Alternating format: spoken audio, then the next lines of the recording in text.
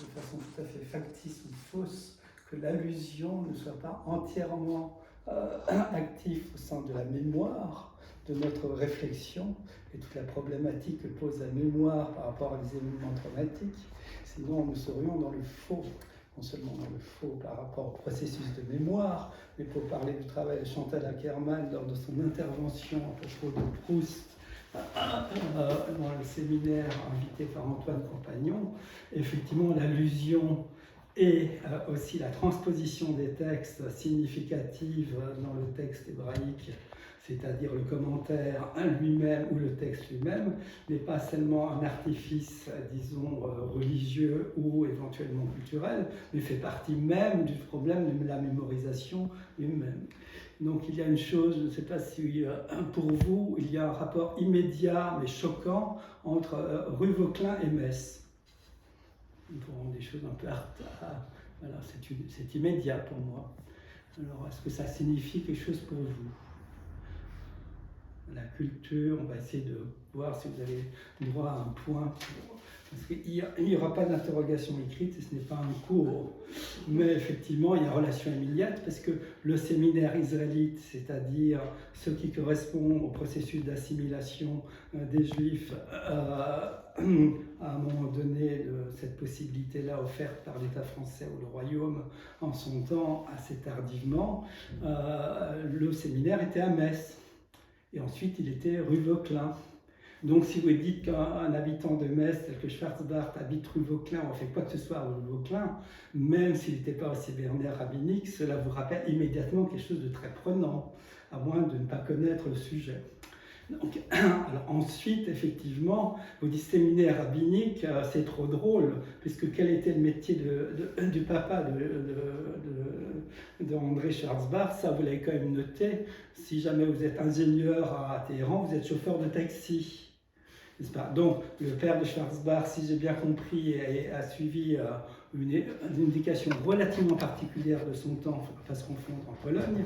Il a fait ce qu'on appelle des études rabbiniques, c'est-à-dire il était à Yeshivoburg, c'est-à-dire il était étudiant comme une partie de la population de son époque, il ne faudra pas généraliser le cas, la société de ce temps-là étant très conflictuelle, c'est-à-dire parler de façon générale de la société juive en Europe et plus particulièrement en Pologne, comme étant un ensemble homogène et tout, est une erreur qui va vraiment ne pas passer. Mais effectivement, donc, comme il a suivi des études rabbiniques, quand il est arrivé en France, il était marchand de chaussettes sur les marchés et colporteur comme mes ancêtres bien auparavant. Mais ça coule pas de source, mais c'est ainsi. Et il n'apparaît pas que André Schwarzbart lui-même a été éduqué de façon savante dans la tradition juive ou avait une connaissance textuelle de quoi que ce soit. Donc ça, c'est une première chose qui, pour renforcer le problème de l'allusion dont parlait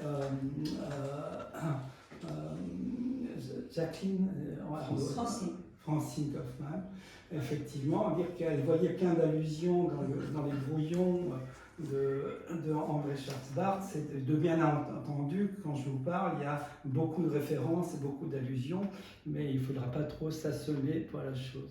Alors, je ne sais pas si à propos de Pierre Goldman, si vous avez lu ce livre très prenant pour moi, Des souvenirs d'un juif polonais né en France.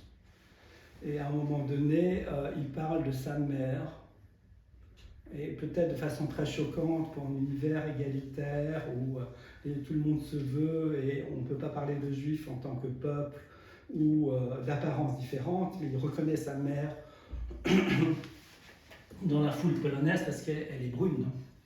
Alors on voulait faire des blonds avec des bruns, vous n'y arriverez pas. Donc à un moment donné, dans l'histoire tragique de Pierre Goldman, tout ce qu'elle peut évoquer dans la culture que nous partageons, ici à Paris ou dans l'univers francophone, vous imaginez la force de cette image, de tout d'un coup se rendre compte que dans toute l'histoire tragique et l'évocation de son travail d'André Schwarzbart, il a rencontré la mère de Pierre Goldman. C'est comme dire Dieu existe, vous l'avez rencontré, enfin, il faut dire d'autre, c'est une évocation en soi. Ne nous le cachons pas. Pour en venir au sujet lui-même, il y a, qui n'était pas le sujet prévu de la soirée, mais quand même par précision, par devoir universitaire de l'essence, il y a une équivalence totale entre les Statutos de Limpieza de Sangre, qui ont donc la racine nazie chrétienne, si on veut, occidentale si on veut, qui a l'air d'être assez connue de André Schwarzbach, et le code colonial, le code noir, dont le premier article en France, vous l'avez bien deviné, enfin vous le connaissez peut-être, pas quelqu'un le connaît. Je m'en souviens un petit peu. C'est l'exclusion des Juifs des Antilles. Vous y verrez quand même quelque chose d'un peu sourd. Donc il y a évidemment une relation entre la ségrégation wisigothe et autres qui a l'air de fréquenter l'Espagne de façon un peu terrifiante jusqu'au franquisme et après, et le colonialisme, l'oppression et le rang de ségrégation apporté sur la couleur de peau.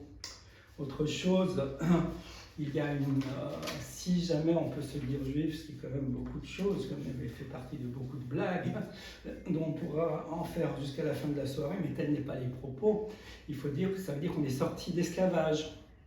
Ça se dit sans arrêt et ça se définit comme tel. Qu'est-ce que ça veut dire sorti d'esclavage? Tout platonicien vous le dira ou pas. Mais ça serait une confusion ou une possibilité interprétative qui est donc divergente par rapport au corpus final. Mais les Noirs en Amérique chantaient quand même des gospels qui sont effectivement le récit de la sortie d'Égypte. Donc, si jamais il y a un point connivant très important entre l'histoire juive et le roman noir, et qui n'est pas un roman policier, il faudra bien voir qu'il y a un tréfonds qu'il faut connaître pour pouvoir en parler, c'est-à-dire Yetzanu Misraïm, nous avons été sortis de l'Égypte, et l'Égypte, comme vous le savez bien, veut dire Metzar, et le Metzar, c'est l'étroitesse, et l'étroitesse, comme on sait bien, c'est le matériel, ou l'horizon indépassable du quotidien. Il n'y a pas d'autre horizon indépassable, et dans ces horizons-là, vous avez vu une allusion, bien sûr, sartrienne, sur le marxisme, qui est un des horizons aussi possibles d'André Schwarzbach, bien évidemment. Mais là où je voulais commencer ce court travail, Arnaud, j'ai déjà pris 5 minutes. Ça va. Alors au bout de 10, je n'ai pas de minuteur, mais ce serait important de ne pas faire trop long. J'ai commencé à possible intervention par rapport au nom de Schwarzbach. Je dirais bien sûr, parce que vous avez bien sûr toute la littérature sur le nom, que ce soit du côté laïcisé et francophone, à propos de la culture juive ou au sein même du corpus juif. Et il n'est pas possible de penser que Schwarzbach écrit de façon polonaise, ne change pas de façon à s'intégrer bien sûr à ce qui est très français. Vous avez compris que c'est germanique, et ne l'écrivent pas tout d'un coup Schwarzbach. Donc Schwarz, pour vous, ça veut dire tout de suite quelque chose. Donc ça veut dire noir. Là, c'est vraiment une coïncidence trouvante par rapport au roman noir, qui n'est pas un roman policier, on avait dit sans autre blague. Et Schwarz, à ce moment-là, veut dire quelque chose pour quelqu'un qui a une oreille suffisamment exercée immédiatement. On n'est pas, si jamais vous dites Schwarz, vous n'êtes pas Brown et vous n'êtes pas Weiss. Et si jamais vous appelez le Schwarz, ce n'est pas très malin parce qu'il y en aura peut-être 4 ou 5 en ville, alors vous vous demanderez de quel Schwarz vous parlez. Mais Schwarz veut dire quelque chose. Ça ne veut pas dire noir au sens de la couleur que nous voyons là, de l'œuvre noire. Ça veut dire éventuellement, le cadre en question, c'est employé en Alsace où je suis né. C'était une façon de désigner les gens qui avaient une position très rigoriste, éventuellement politique. Et j'ai appris très tard. Et effectivement, une personne qui n'était pas ma nanny, une de mes nannies, m'a dit « Ah, tu sais, je suis très religieuse, donc protestante. » Et le mot noir désignait les catholiques, c'est-à-dire le parti politique catholique contre lequel les minorités en Alsace votaient, pour essayer de se libérer effectivement de l'emprise encore très prégnante de la religion. Enfin, la religion, c'est-à-dire la politique représentée comme une oppression pour les gens qui étaient soumis malgré eux, sans parler des femmes et autres qui ne votaient pas à l'époque, je dirais bien entendu, avec une ironie un petit peu féroce. Mais alors, à partir du moment où on veut traduire le mot Schwarz dans un langage qui serait plus proche, c'est-à-dire de l'univers où je vivais en utilisant 3 langages ou 4 disponibles, c'est-à-dire le Hochdeutsch, l'alsacien, le Jiddisch et le français. Il y a toujours une possibilité de transformer ça dans l'autre yiddish qui était assez différent et inemployé, c'est-à-dire le yiddish le plus majoritaire depuis 3 siècles nettement, c'est la langue natale d'André Schwarzbach. Et dans ce cas-là, on a une possibilité de dire, en Alsace, on disait Fromm, qui est une transformation de l'allemand, si je ne me trompe pas, Fromm, mais en yiddish polonais, on dit Frim. Et si jamais vous prononcez, il me manquera 2 mots pour le dire, mais si vous osez prononcer différemment cette voyelle, vous risquez, si vous êtes ici ou vous êtes là, pas du tout d'être considéré comme il se faudrait. Alors, si jamais vous avez la tentative d'être sympathique ou de simplement traduire pour éviter de faire du franc-breu, du franco-alsacien et autres jargons, vous direz orthodoxe.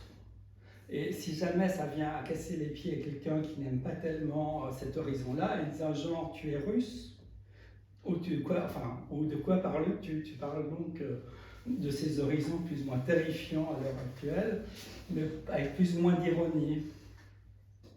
Alors, dans l'univers russe, pour faire un grand déplacement ou un pli, et pour comprendre l'allusion ou le refus de la personne qui entend ça, tout en utilisant le langage habituel en français, nous sommes bien d'accord. Alors là, on va se référer à un monde où le fait d'être désigné comme juif n'a pas du tout la même signification que de dire israélite, comme le consistoire de la rue Vauquelin.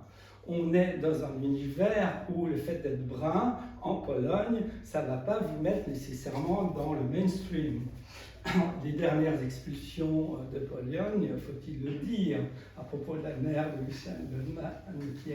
Pierre Goldman, qui en a été chassé, c'est simplement grâce à l'appui très important du Parti communiste français, qui a une protestation qu'on attendra toujours.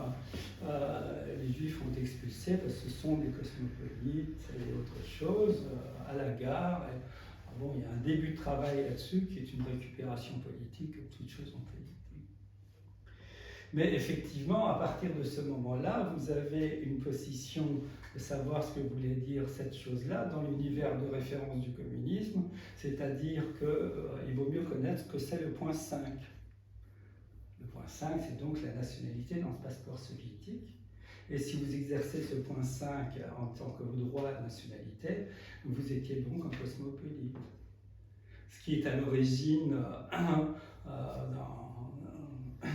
de ce qui s'est passé ou pas, de façon plus ou moins incidente et exploitée dans les années 70, où les choses émergent de façon très différente. C'est-à-dire que cette situation de ségrégation totale au sein du même univers communiste qui fait partie des références d'André Schwarzbach devient absolument insupportable, puisque les gens qui se sentaient très concernés par ce point 5, qui est donc bien sûr une nationalité tout à fait reconnue, mais dont l'expression expose nécessairement à une répression éventuellement psychiatrique. Donc effectivement, à ce moment-là, les choses éclatent et on pourra dire que c'est le début de la fin de l'Union soviétique ou de toute utopie possible à ce moment-là, dans cet horizon-là, à moins de penser que l'histoire n'est pas l'histoire, qu'on peut la réécrire. Donc pour l'univers d'André Schwarzbach, à ce moment-là, les choses commencent à prendre une coloration qui fait suite aussi à mai 68 à propos de Pierre Goldman et autres tragédies, qui n'a pas du tout la couleur qu'on pourrait comprendre si on n'avait pas en tête ces quelques éléments. Mais je vous développe pas donc par rapport au problème de l'orthodoxie et de la transformation de ce qui serait Schwartz. Effectivement, je parle à partir de mon propre point de vue, d'être né en Alsace, francophone et autres considérations, c'est-à-dire ne pas être ni dialectophone, ni germanophone, et encore moins yiddishophone.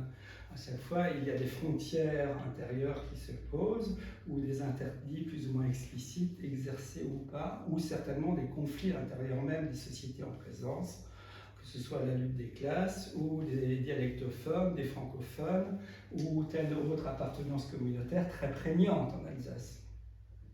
Si jamais on veut comprendre la société en Alsace sans savoir que l'Alsace est sur le statut du concordat, c'est-à-dire qu'il y a une séparation de l'Église et de l'État, mais que la religion s'enseigne par l'instituteur à l'école primaire et de façon obligatoire, on ne sait pas dans quel monde on est.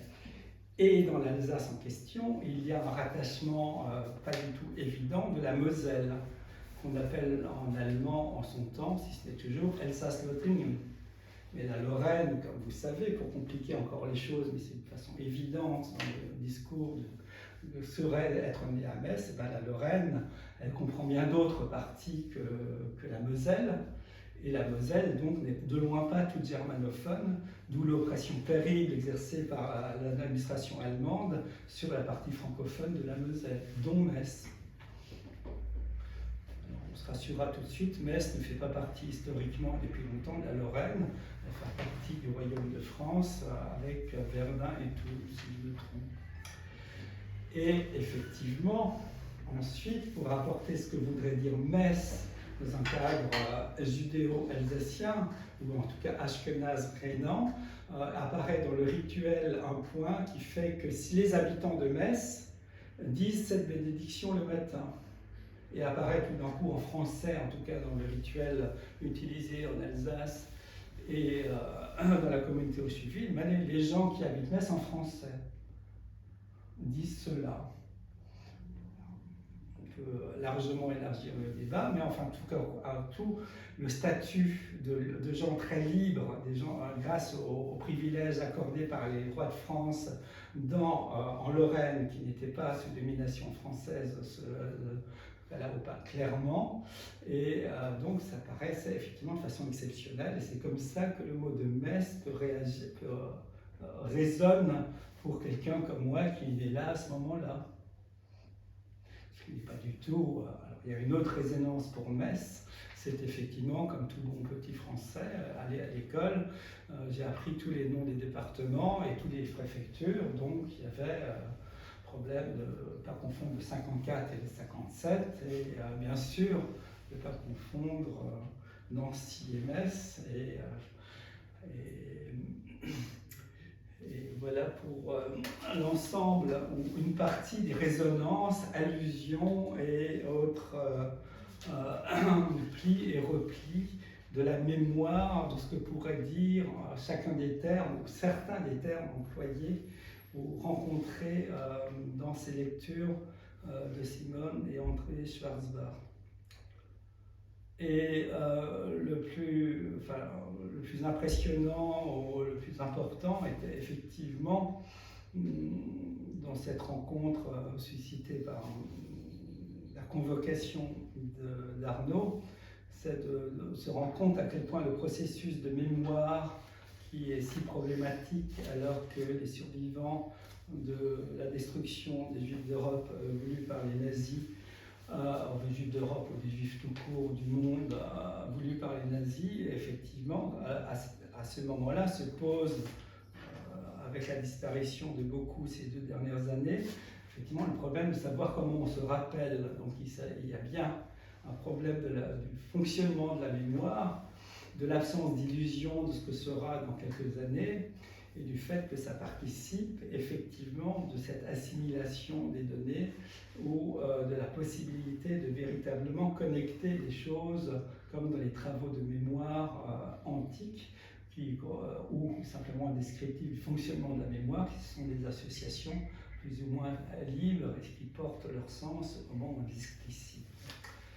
Et cela m'a rappelé de façon très forte non seulement particulièrement le problème de la disparition, et une réflexion que me faisait un artiste et ami de façon très à propos et là très concise. Et il s'agit du travail de Philippe Seu, qui, par coïncidence ou justement matière à réflexion, est fait de plis et de replis de zinc. Alors, je ne sais pas si tu as une photo disponible. Et,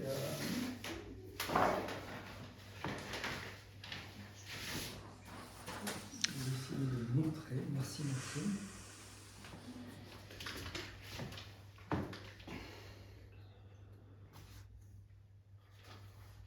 C'est pas abîmer la chose. Vous voyez des plis et des replis de zinc. J'essaie de voir s'il y a une autre photo très illustrative de ce merveilleux travail avec lequel je vis avec grand bonheur depuis lors.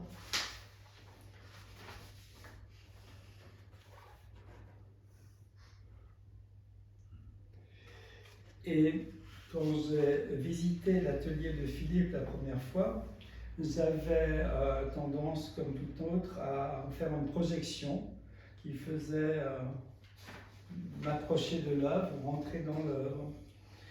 Et j'ai dit à Philippe, ah, ça me rappelle étonnamment les reflets du soleil sur les toits de Paris, c'est un travail de zinc. Et j'étais encore très proche des études talmudiques que j'avais beaucoup aimées et dont je m'étais éloigné. Et me rappelait beaucoup la lumière, le reflet de la lumière sur les ongles lors de la cérémonie, lorsque on rejoint l'univers de l'absence de divertissement, pour parler français, tout à fait laïcisé, de celui du quotidien et de son horizon indépassable, c'est-à-dire la cérémonie dite de Havdalah à la fin de Shabbat. Et à ce moment-là, Philippe me dit, ah non, pour moi, il s'agit, la référence, c'est plutôt le texte de Raymond Roussel, que je ne connaissais pas du tout. Et ça m'a ouvert, bien sûr, vous avez compris l'objet de la chose, ça m'a ouvert des horizons que je ne connaissais pas.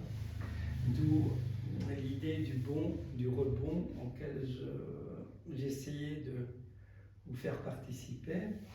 Et je pensais, j'essayais de retrouver qu'est-ce que Philippe, à quoi Philippe se pensait à ce moment-là. Et j'ai demandé à Mathilde de retrouver un texte ou quelque chose. Et Mathilde a trouvé un texte que je trouve très fort de Foucault. Et je ne sais pas si c'est facile pour toi, Arnaud, de l'enregistrer. Je trouvais ce texte très fort et très juste. Bien sûr. Je le lis pour toi, Michel. Merci, Mathilde. Donc, c'est Michel Foucault, donc sur Raymond Roussel, mais donc il parle de l'écriture de Raymond Roussel, etc. Mais il y a un propos plus général, ou en tout cas qu'on peut raccorder au propos de Michel sur André Schwarzbach. Je vais y arriver. En tout cas, l'idée est de voir comment la mémoire se déplie, se replie, se coupe, se raccorde, coïncide, crée des coïncidences et peut-être des parallélismes dans les destins, si destin il y a, entre des êtres, entre des peuples disparus ou réapparus au hasard d'une rencontre, justement. Alors je vous lis ça. Nous connaissons le cercle du langage qui doit rejoindre les mêmes mots avec un sens différent. Tout proche de lui, il y a le cercle du temps. C'est que la phrase initiale se présente comme une énigme. Alors vous connaissez sans doute Raymond Roussel qui part d'une phrase donnée, une phrase de départ. Il va écrire tout son roman avec des rebonds de cette phrase au fil du déroulement de l'histoire. Et cette phrase va se retrouver à la fin, ou plutôt il va y avoir des mots très proches mais pris dans des sens totalement différents, ce qui fait que le même énoncé ne sera plus le même, sera à la fois identique et transformé.